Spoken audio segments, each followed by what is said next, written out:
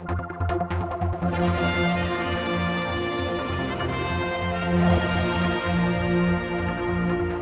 delighted to welcome back here to the studio Marie Pownall, who was with us, we think, 3 years ago, talking about a book, but it's not the book we're talking about today. It's a good start, isn't it?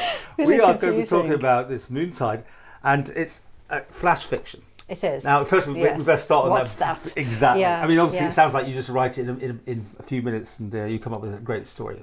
Yeah, quite like that, well, Paul, ideally you'd write it in a few minutes, but it takes a couple of minutes to read, and anything between, well, to me, 2 hours and several hours to write and edit, because you sort of write, and then you reduce. Certainly for the first few, and then when you get used to it, it's sort of, okay, it's a bit of a short story, but one of the flash fiction stories in the book, there's 15 flash fictions and then a few longer short stories, is sort of saying flash what? Because people don't know what it is, and then they have a go and it's like, oh, get lost, I can't do this is crazy, it's not going to work. You know, even people who can write. So what, in the middle of the night, do you suddenly think of an idea and you were writing it down or something? Or? Occasionally I was in lockdowns and things, you know, occasionally I was. This is the lockdown work, is it? Not entirely.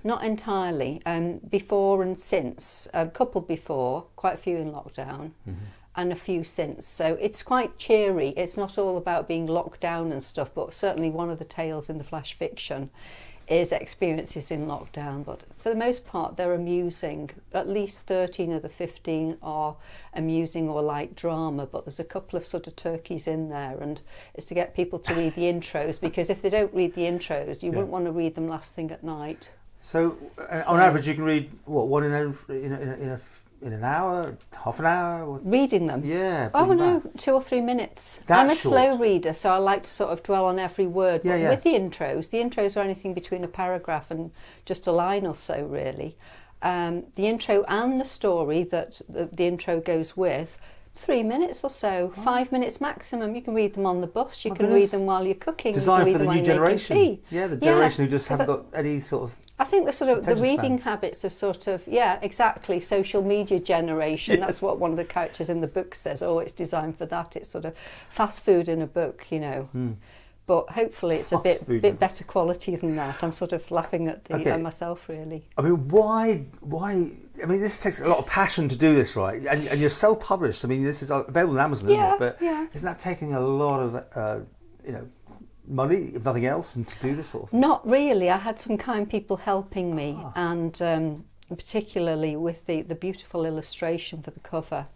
I think it's absolutely gorgeous. I mean, because it's a miscellany of things without a common theme. So it's Ian Pilbeam, who's a photographer locally and an illustrator, whatever. He had come up with the cover design already, and we sort of converted it into a cover for what became Moontide. And again, it's sort of just a name I pulled out of the air, and I like the sound of it, because you can't sort of describe everything that's in there with one word. Originally it was going to be out towards Christmas, so it was named after one of the stories towards the end, the longer one's called Pigs in Blankets. So I was Googling all these images of flying pigs, pigs wrapped in blankets, pigs in stacks, anything pigs. And then it's sort of, oh hell, it all changed because it didn't come out for Christmas. Or what are we going to do? We're going to add a few more and give it a more general title that's not Christmassy themed. Anyway, well, this is out in plenty of time for Christmas. But I want to know what happened to your original book, what you were coming in to talk about. What happened? It's sitting there at about 100,000 words, and I still intend to put that out. I still sort of feel that I could do with a publisher for that, a traditional publishing contract for that, whereas this was sort of a bit of fun. Well, it started off as a bit of fun. It's designed to uplift. It didn't uplift me getting it onto Amazon. And if Mr. Amazon lived locally, he would have had all his windows broken by now, because there was no sense of celebration when it was finally published just in the last month. The ebook was out first, and they were saying, oh, the paperback's ready, because I was saying, what about the paperback? And it's there, and I'm saying, no, it shows out of stock. It's never been in stock, you know.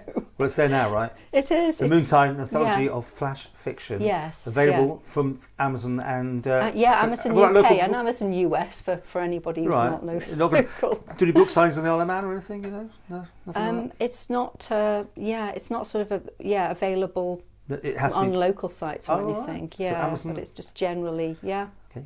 Well, yeah, next time we're on a paperback and bus, ebook. I will be looking through this for my very short ones, because I like short, I must admit. And congratulations anyway, because Thank you. it is something, a labour of love, isn't it? Really, It is. But I'm embarrassed because I'm procrastinating over the other one. But it's sort of, I wanted to uplift people, I wanted to entertain them. And a couple of times, one of the stories, I said my aim is not to make you smile and sort of, you know, put a twist in and make you laugh and entertain you. It's a little bit cruel. It's how I felt when I visited a certain location on the Antrim coast, a beautiful part of Northern Ireland. And I showed it to a few friends, and they sort of felt similarly, let's say, without spoiling it. But yeah, you need to read the intros. It's designed to be read in the way the stories are set out. There is an index in there, but don't bother. Just, if you've got the patience, pick them off cover to cover. The flash fictions won't take you more than, well, I think it took my husband 2.5 minutes to read the intro and the story and absorb it. I'm a little longer, but, you know, any place, any time. It is fast fiction. Fast fiction. Really, in a sense, and then the 3 stories at the end are a bit longer. The last one is quite funny. I think it's quite funny, and it's mainly comprised of email exchanges. So it's, I think, what you would call, if you're being posh, you'd call it an epistolary story, but it's it's primarily composed of emails, and then it goes into narrative towards the end. Okay, well, so, there you go. I mean, do give them a lot there. That's fantastic. The print size is an interesting one. You've got a lot in there, because it's actually a bigger book than that, I think, basically, because, you know. Yes, it's only a little book, print, but there are a lot There's of stories, 18 stories, and a little piece that's just the start of the proper book, the big book I'm writing. Okay. How much is it on Amazon? Do you know? It's $7.99 for the paperback and $4.99 for the ebook. I wanted to sort of hit the present market where somebody thinks, oh, that's okay, I'll get it for a friend.